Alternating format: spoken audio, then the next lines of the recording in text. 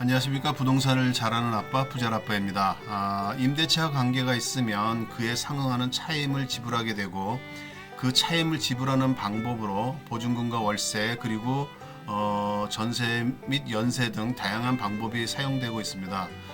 그런데 시간이 경과하면 해당 임대물에 대한 비용 부담의 증감이나 기타 경제 사정의 변동으로 인하여 원래 정했던 차임이 적정하지 않게 됩니다.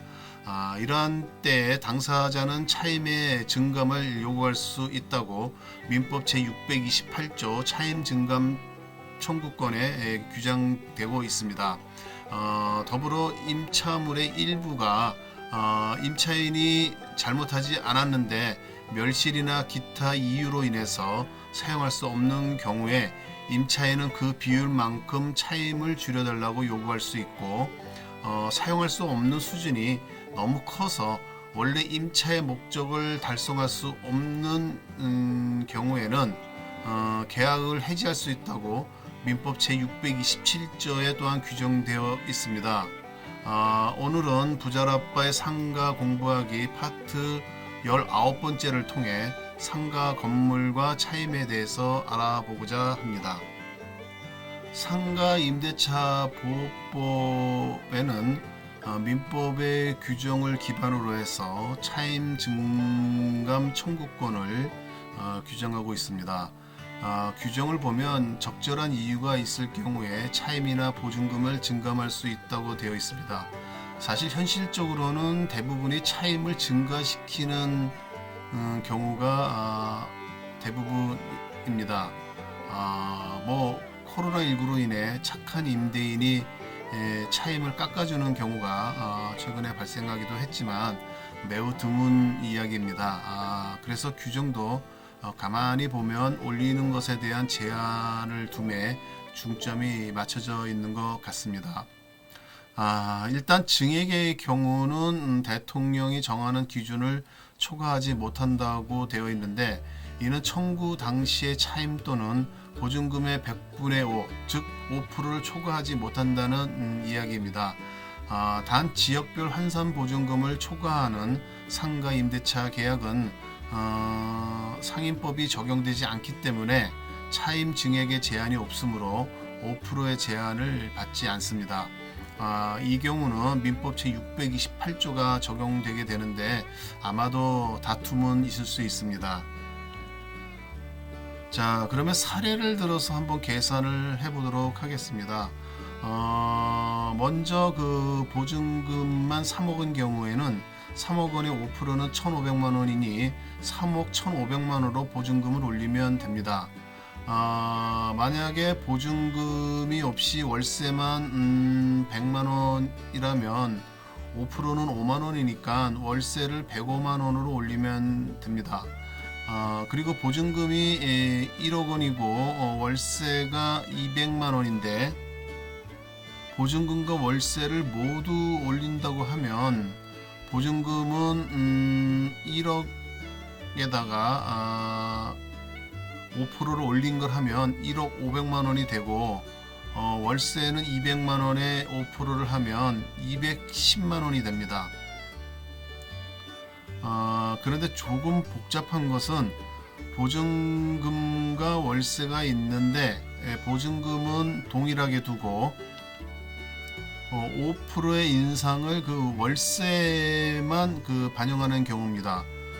보증금 1억 원에 월세 200만 원이라고 가정을 하면 환산 보증금은 1억 원에 200만 원에 곱하기 100을 하면 3억 원이 됩니다.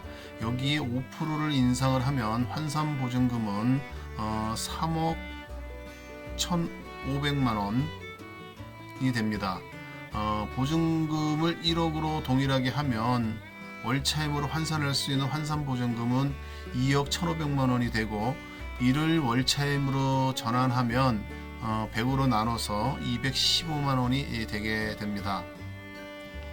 또한 그 규정에서 주목할 것은 증액이 있은 후 1년 이내에는 증액을 하지 못한다는 것입니다. 다시 말해 임대차 계약 또는 약정한 차임 등의 증액이 있은 후 1년 이내에 또 증액 청구를 하지 못한다는 말이 되는 겁니다. 만약 그 임대차 기간이 2년인 경우에는 1년 경과하면 임대인은 차임 증액을 청구할 수 있습니다. 다만 청구가 가능한 것이지 임차인이 이 일을 지급할 의무는 없고 협의할 사항입니다. 여기서 이게 또 주목해야 될 사항은 임대차 계약을 2년으로 했고 기간이 만료되어서 계약갱신을 하려고 하는데 차임을 인상할 수 있는 한도가 5%이냐 아니면 10%냐의 문제입니다. 보통 임대인들은 1년에 5%씩 해서 2년이면 10%로 인상을 해야 한다고 생각할 수 있습니다. 하지만 상임법에 의하면 청구 당시의 차임 또는 보증금의 100분의 5를 초과하지 못한다고 규정되어 있으므로 임대차 기간이 2년인 경우에 임대인이 정할 수 있는 한도는 10%가 아니고 5%로 봐야 합니다. 민법 제640조에는 건물 기타 공작물이 임대차의 경우 임차인의 차임 연체액이 2기 차임액에 달하면 임대인은 계약을 해지할 수 있다고 규정하고 있습니다. 이러한 민법을 기준으로 해서 상임법에서도 임차인이 차임을 연체하면 임차인의 계약갱신 요구를 거절할 수 있다고 되어 있습니다.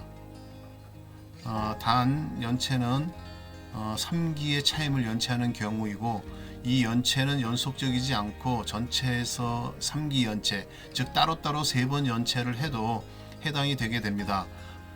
이 경우에 임차인이 지급한 보증금으로 연체 차임이 충분히 담보되어도 임대인은 계약갱신을 거절할 수 있습니다.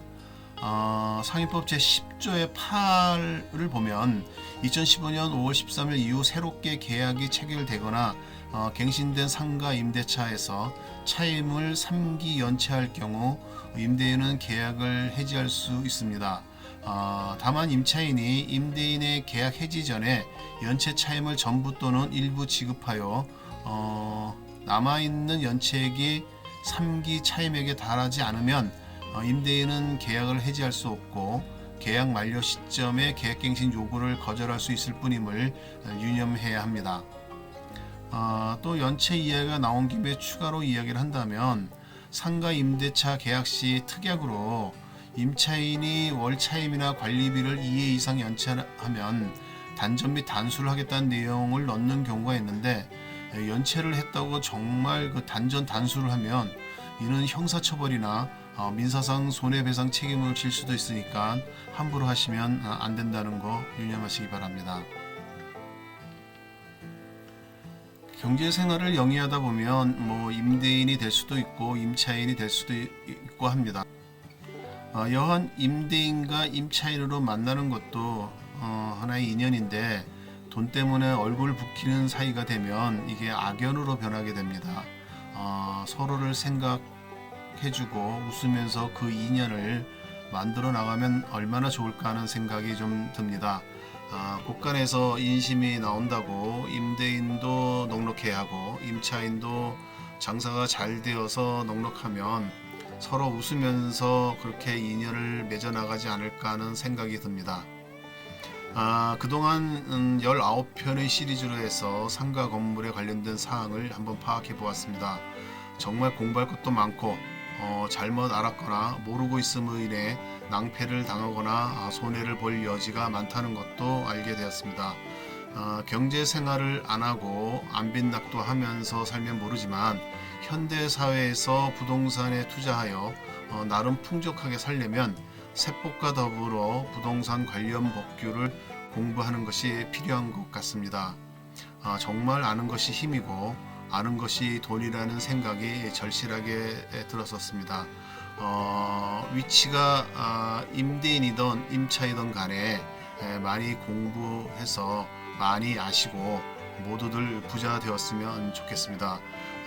오랫동안 부자라빠의 상가 공부하기를 계속 구독해 주셔서 감사합니다.